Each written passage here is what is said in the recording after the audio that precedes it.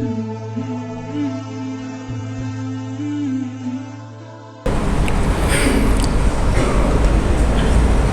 hamdalillah nasta'inuhu wa nastaghfiruh wa na'udzu billahi min syururi anfusina wa min sayyiati a'malina may yahdihillahu fala mudhillalah wa may yudlil fala hadiyalah.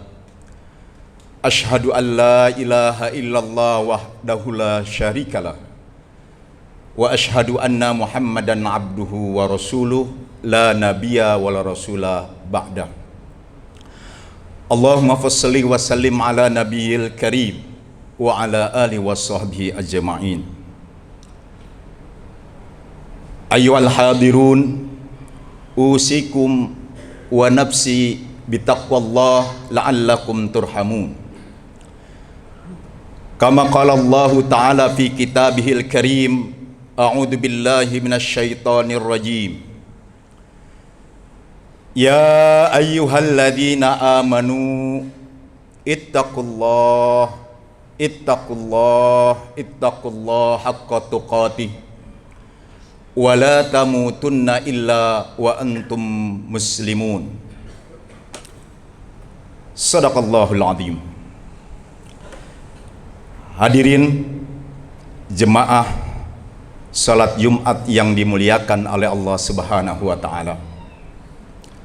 Alhamdulillah, pada kesempatan hari yang penuh berkah dan kemuliaan ini, Allah masih terus memberikan kesempatan kepada kita untuk senantiasa menyempurnakan ibadah kita dalam estafeta mingguan, yaitu ibadah sholat Jumat, yang mana Jumat ini merupakan Sayyidul Ayyam. Tuannya hari dalam seminggu adalah hari Jumat. Salawat dan salam semoga Allah senantiasa melimpahkan kepada junjungan kita, teladan kita sepanjang zaman, bahkan guru terbaik sampai akhir hayat, yang jadikan kita rujukan dan juga pedoman. Ma'asyiral muslimin rahimakumullah. Di momentum bulan November, tepatnya tanggal 25 November yang insya Allah akan menginjak besok, itu bertepatan dengan Hari Guru Nasional, yang sebenarnya peringatan itu baru dimulai tahun 1904, baru ditandatangani, seperti halnya Hari Santri perjuangannya jauh sebelum Indonesia merdeka. Maka izinkan khotib lewat momentum Hari Guru Nasional mengangkat sebuah tema, Rasulullah adalah guru terbaik sepanjang zaman. Hadirin yang dimuliakan oleh Allah, kita bisa menyaksikan bagaimana pendidikan kita dalam konteks fisik sekarang, gedung-gedung begitu mewah, fasilitas-fasilitas pendidikan begitu megah, tetapi sungguh ironi, kualitas output pendidikan siswanya jauh dari harapan yang kita cita-cita bersama. Indonesia merdeka buah perjuangan. 3 abad setengah lamanya kita dijajah, dengan berbagai suka duka perjuangan, pengorbanan darah dan air mata serta nyawa. Semua itu tidak lepas dari perjuangan seorang guru. Dulu di kampung-kampung jauh sebelum Indonesia merdeka, para kiai-kiai di kampung hanya balai rembeng, kalau kata orang Banten, hanya dari bambu itu pondok pesantren, tapi mampu mencetak santri-santri yang punya akhlak mulia, karakter keimanan dan kesolehan yang luar biasa. Sampai para pendiri bangsa itu pun tidak lepas dari didikan guru-guru terbaik awal-awal kemerdekaan. Kita mengenal sosok siapa itu Kiai Haji Agus Salim, siapa Ki Hajar Dewantoro, Cokro Aminoto. Beliau adalah guru-guru terbaik dalam perjuangan kemerdekaan yang mencetak nanti kemudian generasi-generasi terbaik yang akan mengisi kemerdekaannya. Maka seiring dengan kemerdekaan, perjalanan mengisi kemerdekaan, kita sepertinya mulai kehilangan arah orientasi, yang mana cita-cita kemerdekaan itu ialah mencerdaskan kehidupan bangsa. Mencerdaskan bermakna arti yang sangat luas dan dalam. Bukan hanya mengasah otaknya menjadi pintar, jago matematik, fisika, kimia, tapi juga harus bagaimana mengasah jiwa, raga, rasa, dan juga akhlakul karimah dalam kehidupan sehari-hari. Maka kita tidak bisa mencari yang lain. Berbicara pendidikan tidak lepas dari berbicara seorang soko guru. Maka siapa guru yang harus dijadikan kita teladan oleh guru-guru? Yang mana kita harus sepakati guru itu ada dua. Ada guru sebagai profesi panggilan pekerjaan, ada guru sebagai panggilan kehidupan. Banyak orang-orang yang bukan latar belakang pendidikan tapi menjadi seorang guru yang dengan dedikasinya mampu mencetak kader-kader terbaik dalam kehidupan sehari-hari. Sekarang guru direduksi, bahkan dalam sebuah penelitian akhir-akhir ini ketika di beberapa perguruan tinggi pasti jurusan yang paling difavoritkan adalah jurusan guru.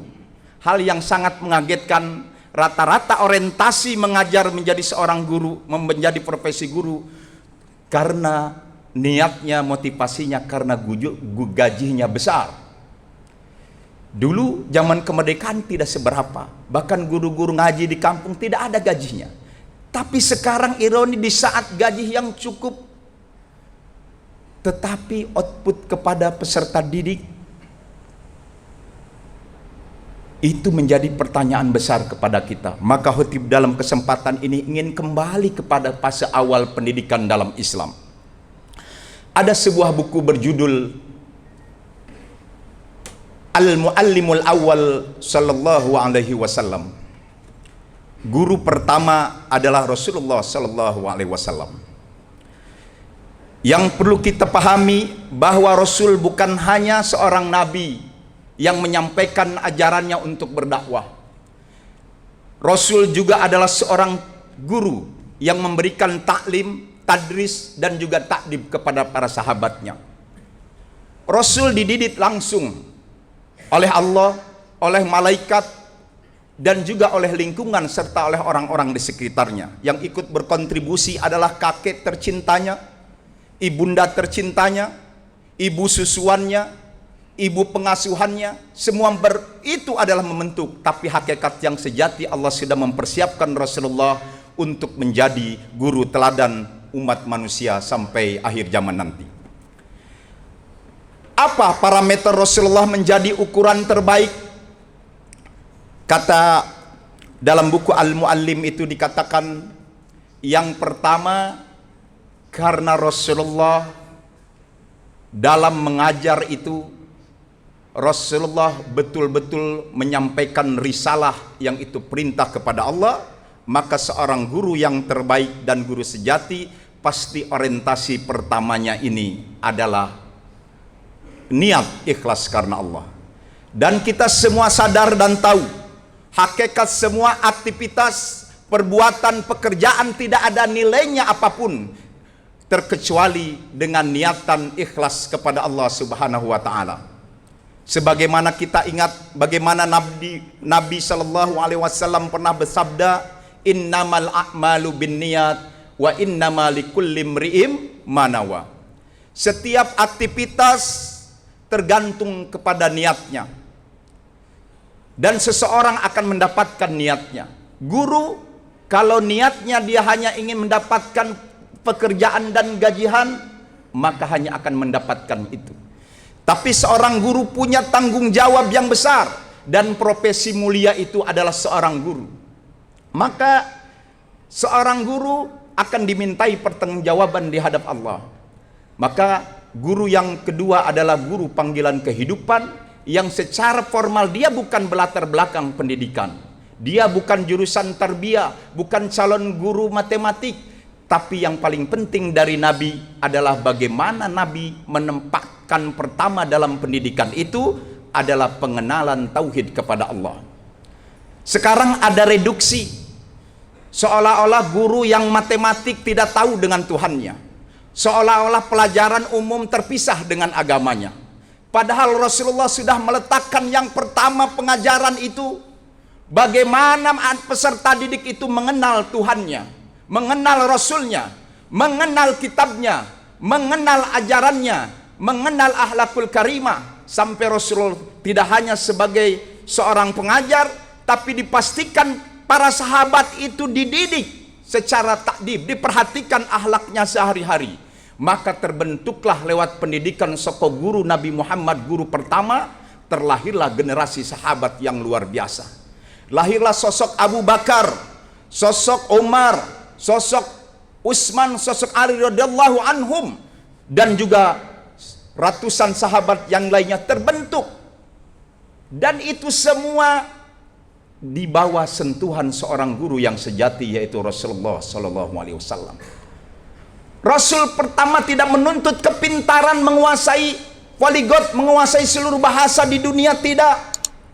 Rasulullah tidak menuntut para sahabat harus jago matematik, tidak. Tapi Rasulullah pertama menanamkan akidah, setelah akidah syariah, setelah syariah adalah akhlakul karimah. Maka soal urusan dunia, para sahabat sampai tabiin, sampai sekarang lebih tahu. Sampai Rasulullah pun diingatkan tentang soal pertanian, para sahabat mempertanyakan, apakah ini wahyu dari Allah, apakah ini ijtihadmu ya Rasulullah? Rasulullah menjawab, ini adalah ijtihadku. Maka akhirnya Rasulullah diingatkan dengan orang yang ahli dalam pertanian. Rasulullah menjawab, kalian lebih tahu urusan dunia kalian. Urusan dunia wilayah inovasi, wilayah kreativitas, dan itu tidak bisa dilepaskan dari pangkal utama dari pendidikan dasar tentang ketauhidan, tentang syariah, tentang akidah. Sehingga wajar setelah terbentuk, Rasulullah wafat digantikan Abu Bakar, digantikan Umar. Umar punya putra terbaik namanya Ibnu Umar, dan kualitas kepemimpinan luar biasa. Karena terbentuk akhlak mulia, ketakutan kepada Allah, sahabat yang lain memprovokasi, mencari muka. Bagaimana menawarkan, wahai Umar, bagaimana nanti kalau engkau setelah lengser dari jabatan Khalifah Rasyidin, nanti anakmu Ibnu Umar yang akan menggantikan khalifah ini. Bagaimana seorang ayah dengan didikan Rasulullah jauh sebelum ada pendidikan demokrasi? Umar bin Khattab merah marahnya, merah mukanya mendengar para sahabat mencalonkan anaknya untuk mengganti khalifah Umar bin Khattab. Kata Umar apa? Cukup satu Umar yang menjadi khalifah. Artinya dengan pendidikan itu menanamkan kesadaran bahwa dalam aspek politik ada pendidikan, dalam aspek bisnis juga ada pendidikan. Rasulullah meletakkan ukuran bisnis pada kejujuran, pada tanggung jawab. Itu adalah pondasi-pondasi yang utama yang diletakkan oleh guru utama Rasulullah sallallahu alaihi wasallam. Hadirin yang dimuliakan oleh Allah. Kemudian sejarah mencatat dan para pakar juga mencatat Rasulullah terbaik dalam sebagai teladan guru. Rasulullah tidak pernah membeda-bedakan murid-muridnya. Di hadapan Rasulullah semua sama. Tidak ada yang ukurannya intelektualitas yang paling tinggi duduk dalam satu majelis. Kemudian Rasulullah juga dinilai sebagai orang yang paling egalitarian dalam menjalin hubungan dengan peserta didiknya, dalam ini para sahabat. Kita sering mendengar atau bahkan merasakan guru memang harus dimuliakan. Kadang seorang wali murid memberikan hadiah kepada guru. Terlebih di hari guru, murid-muridnya pun mempersembahkan kepada guru. Tapi pertanyaannya, seringkah guru-guru itu memberikan hadiah kepada muridnya? Rasulullah termasuk seorang guru yang selalu memberikan hadiah kepada muridnya dalam pencapaian prestasinya dalam kehidupan sehari-hari. Hadirin yang dimuliakan oleh Allah, kemudian apa rahasia Rasulullah dalam mendidik para sahabat? Rasulullah adalah teladan sesuai antara kata, antara ucapan, perbuatan. Khatib sering melihat yang tidak sedikit di lembaga-lembaga pendidikan. Seorang guru harusnya menjadi teladan, melarang kepada santri-santrinya untuk merokok, tapi gurunya sendiri malah melanggar larangannya itu. Inilah yang menjadi krisis sekarang, krisis keteladanan dari para guru sehingga melahirkan. Belum lagi fenomena-fenomena amoral, destruktif dalam kehidupan sehari-hari, semua aja tontonan. Kemana guru-guru itu hadir memberikan teladan? Teladan itu adalah pendidikan yang nyata, yang bukan hanya transfer knowledge. Yang kita rasakan sekarang memang guru-guru itu menjadikan kegelisahan oleh para orang tua.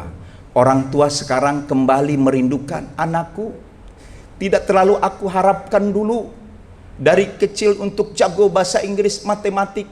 Orang tua sekarang mencari sekolah yang bisa mendidik anaknya secara akhlak mulia, karakter jujur.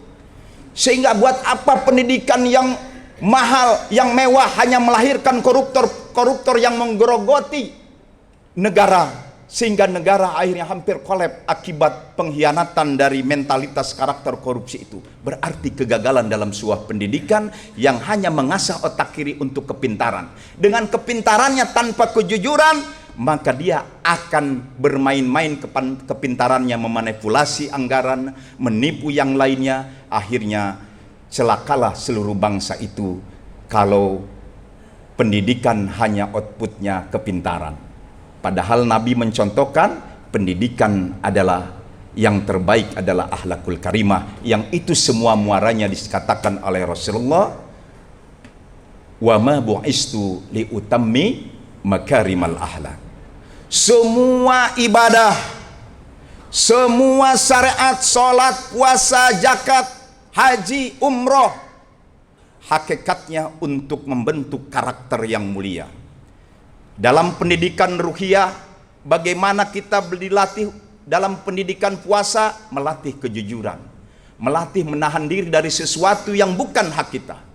Dalam sholat, maka tidak heran kita bisa melihat seorang yang rajin sekali sholat, tapi pada saat sama rajin sekali mengkorupsi anggaran sebuah perusahaan dan kantornya. Ada apa?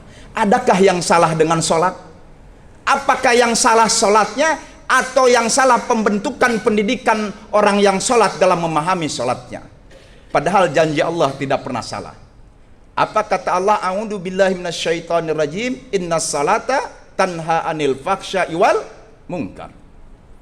Allah sudah menjamin salat itu yang benar, yang sejatinya, yang betul-betul kalau dia salat tidak mungkin dia berbuat paksa dan mungkar, tidak mungkin berbuat maksiat, tidak mungkin melakukan sesuatu yang dilarang oleh Allah. Apakah korupsi yang dilarang oleh? Ya, aku sudah salat.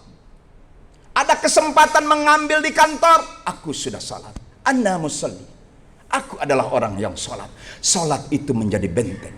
Berarti kalau selama ini kita sholat korupsi terus, kok sholat berbohong terus, kok sholat bermaksiat terus, berarti sholatnya itu, kata Nabi, betapa banyak orang yang sholat tapi hanya mendapatkan capek doang.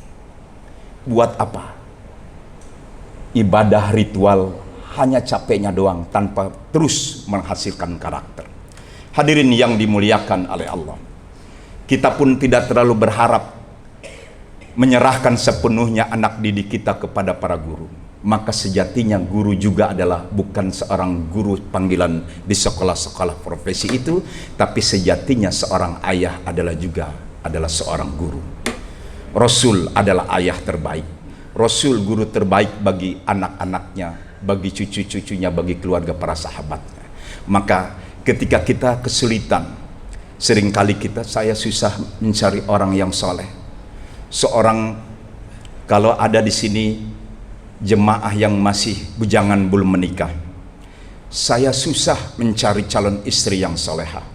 Saya susah mencari yang soleh, kata calon perempuan yang ingin merindukan kami. Di zaman sekarang kita tidak berharap kepada orang lain. Maka mari kita kembalikan, daripada mencari itu susah, marilah kita membentuk diri menjadi yang terbaik dengan kesolehan itu. Maka didiklah, maka engkau akan mendatangkan dan mendapatkan. Siapa rujukannya? Tiada lain selain Rasulullah, manusia sejati, manusia paripurna. Hadirin, Masih banyak dalam buku itu dikatakan. Maka dalam kesempatan yang singkat ini, khatib ingin menutup bahwa semua pakar pendidikan di belahan timur dan barat, bahkan seorang buku penulis Michael Hart menempatkan Rasulullah dalam urutan yang pertama dalam manusia yang terbaik dan terunggul, karena itu yang bikin kecemburuan di dunia. Adakah manusia, dalam konteks ini guru, secara jujur kita bertanya, siapa di dunia ini yang paling berhasil mendidik murid-muridnya? Tidak ada sejarah mencatat seorang yang hanya diutus 23 tahun, 13 tahun di Mekah, 10 tahun di Madinah. Tidak banyak. Di Mekah Rasulullah menghabiskan pendidikan untuk tauhid, menanamkan akidah keimanan. Barulah kemudian di Madinah Rasulullah menanamkan syariah, ukhuwah, dan juga keteladanan yang lain. Karakter luar biasa. Adakah wujud menanamkan keimanan di zaman sekarang? Kalau kita boleh jujur, siapa yang berhasil dalam pendidikan menanamkan ke dalam jiwa raganya, dalam keimanan?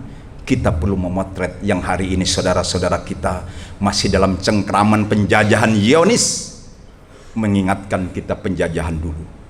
Ada orang pendatang baru yang awalnya minta dikasihani, minta makan, tapi lama-lama kelamaan dia menjajah, merongrong, membantai.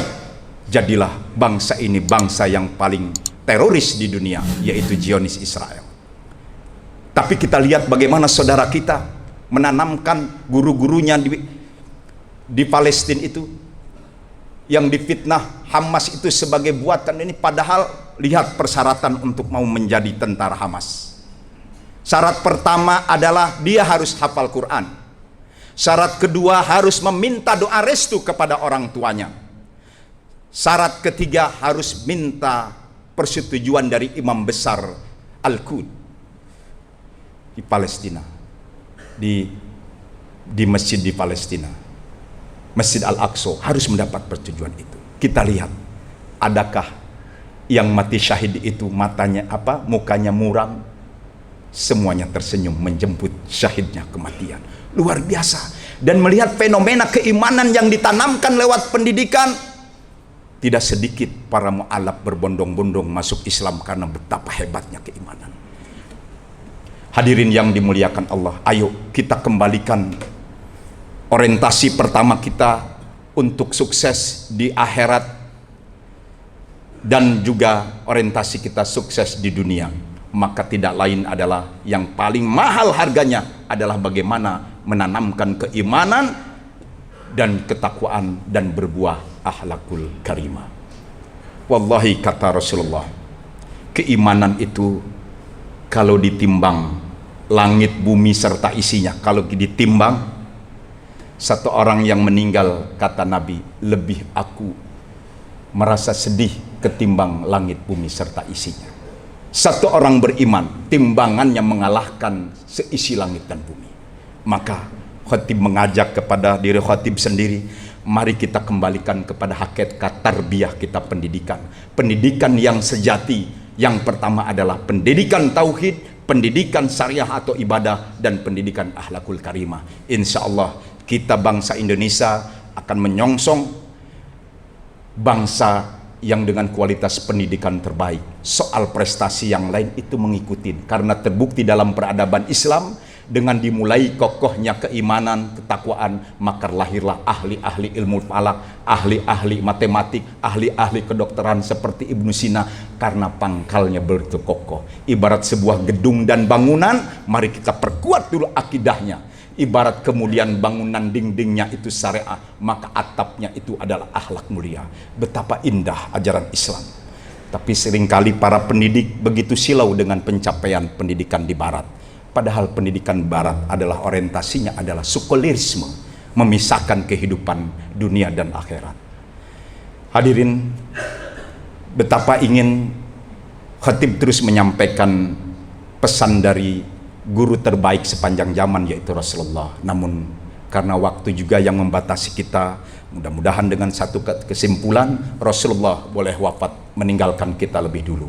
Tetapi ajarannya, teladannya, metodenya dalam pendidikan akan selalu abadi dan kurikulumnya tidak pernah berganti. Seperti dalam pendidikan kita, ganti rejim, ganti menteri, ganti kurikulum. Rasulullah, Allah dan Rasulnya sudah menetapkan kurikulum abadi sepanjang masa. Kurikulum ketauhidan, kurikulum syariah, ibadah, dan kurikulum akhlakul karimah. Insya Allah tidak ada yang berubah dalam Islam. Metode boleh berubah, kemegahan bangunan boleh merubah, berbagai penemuan boleh berubah, tetapi yang tidak boleh berubah adalah akidah, syariah, dan akhlakul karimah.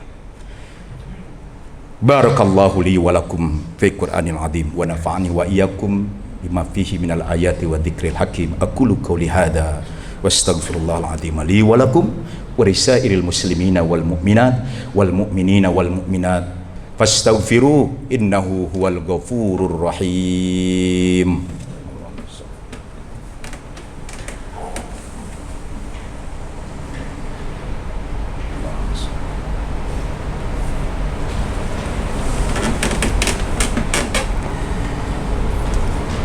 Alhamdulillah, alhamdulillahilladzi khalaqal insan 'allamahul bayan. Asyhadu an la ilaha illallah wahdahu la syarikalah wa asyhadu anna Muhammadan abduhu wa rasuluh. Allahumma shalli ala sayyidina Muhammadin wa ala alihi washabbihi ajma'in. Amma ba'd, ayyuhan nas, ittaqullah la'allakum tuflihun. Hadirin yang dimuliakan oleh Allah, keteladanan terbaik itu menghadirkan pertama adalah kecintaan. Salah satu kita ciri cinta kepada Allah, kepada Rasul, kepada Allah senantiasa berzikir, mengingat kebesaran nikmatnya kepada kita. Cinta kepada Rasul, kita membayangkan perjuangan, kepribadian, karakter, akhlakul karimah, dan banyak menyebutnya dengan bersolawat. Maka dalam kesempatan ini khatib ingin mengajak, marilah kita memperbanyak salawat kepada Nabi dengan membayangkan bagaimana perjuangan Nabi menjadi teladan, mendidik dengan penuh kasih sayang tanpa pernah memarahi kepada para sahabat selaku peserta didiknya. Rasulullah memang memerintahkan memukul seorang anak kalau memang anak kita umur 7 tahun belum mau sholat, boleh dipukul. Tapi Rasulullah tidak pernah memukulnya. Maka mari kita hadirkan, kita sebagai ayah, kita adalah pendidik anak-anak kita. Kita sebagai petinggi di kantor, manajer, itu juga merupakan seorang pendidik bagi bawahannya, karyawannya. Kalau semua kesadaran menjadi guru setiap kita, insya Allah semuanya akan terbangun dengan kualitas kebersamaan dan saling menguatkan. Maka itu juga kalau kita bersolawat tidak seberapa, karena Allah, para malaikat pun memberkahi dengan salawatnya itu. Kama qala Allah Ta'ala fi Qur'anil azim, a'udzu billahi minasyaitonir rajim. Innallaha wa malaikatahu yusalluna 'alan nabi ya ayyuhalladzina amanu sallu 'alaihi wa sallimu taslima. Terakhir dalam khutbah yang kedua ini, mari kita hadirkan hati kita penuh dengan kekhusyuan untuk berdoa kepada Allah dengan memohon kiranya Allah memberikan kekuatan, kesabaran, hidayah, petunjuk kepada para guru kita yang sudah mendedikasikan hidupnya. Allahumma sholli ala Muhammadin fil awwalina wal akhirin wa barik wa sallim wa radiyallahu ta'ala an kulli sahabati rasulillah ajma'in. Amin amin ya Allah ya rabbal alamin. Allahumma ighfir lil mu'minina wal mu'minat wal muslimina wal muslimat al ahya'i minhum wal amwat. Ya Allah ya Ali, ya Allah, Engkau maha mengetahui, Engkau maha pemilik pengetahuan. Anugerahkan pengetahuan yang sejati kepada kami, kepada guru-guru kami. Berilah mereka kekuatan, kesabaran dalam mendidik generasi bangsa ini. Berilah mereka juga kecerdasan ya Allah, kecerdasan emosional yang senantiasa tertempa dalam jiwanya untuk senantiasa mendidik anak-anak kami, negeri ini, bangsa ini ya Allah, sehingga melahirkan generasi-generasi terbaik untuk mengelola negeri amanah sebagai khalifah di muka bumi ini. Ya Allah ya Rabbal Alamin. Allahumma inna nas'alukal huda wat tuqa wal ghina wal afaf. Ya Allah, anugerahkan kepada kami hidayah, petunjuk, kecukupan. Allahumma inna nas'aluka ilman nafi'a wa fahman wasi'a wa aqlan taman wa amalan mutaqabbalan. Ya Allah, berilah kami ini ilmu yang bermanfaat. Berilah kami kehusuan dalam menjalankan ibadah kepadamu. Ya Allah, kami juga memohon kepadamu yang sudah lama saudara-saudara kami di Palestina, ya Allah, mereka yang harusnya mengisi kehidupan ini dengan penuh dengan pendidikan untuk meraih kebahagiaan ke dunia akhirat, tapi hari ini mereka masih dijajah oleh Zionis laknatullah. Ya Allah, berilah kemenangan, kemerdekaan, sehingga bisa menjadikan negara Palestina juga bangsa yang merdeka dan mengisi kemerdekaannya meraih kejayaan, kebahagiaan di dunia dan di akhirat. Ya Allah, Allahumma rabbana hablana min azwajina wa dzurriyyatina qurrata a'yun. Ya Allah, anugerahkan kepada kami penyejuk hati kami, generasi kami, anak-anak kami, cucu kami. Mereka jadikan generasi beriman, berilmu, beramal, berakhlak mulia. Kuatkanlah keimanannya, kokohkanlah ketakwaannya, indahkanlah akhlaknya. Rabbana la tuzigh qulubana ba'da idh hadaitana wa hab lana min ladunka rahmah innaka antal wahhab. Ya Allah, teguhkanlah hati kami, teguhkanlah anak cucu kami, generasi kami. Jangan engkau condongkan hati kami setelah engkau berikan hidayah dalam petunjukmu. Rabbana atina fid dunya hasanah wa fil akhirati hasanah wa qina adzabannar. Ya Allah, anugerahkan kepada kami keselamatan, kebahagiaan, kesuksesan baik di dunia maupun di akhirat. Wassallallahu ala sayyidina Muhammad wa ala alihi washabihi ajma'in. Subhana rabbika rabbil izzati amma yasifun wa salamun alal mursalin walhamdulillahi rabbil alamin. Aqim salat.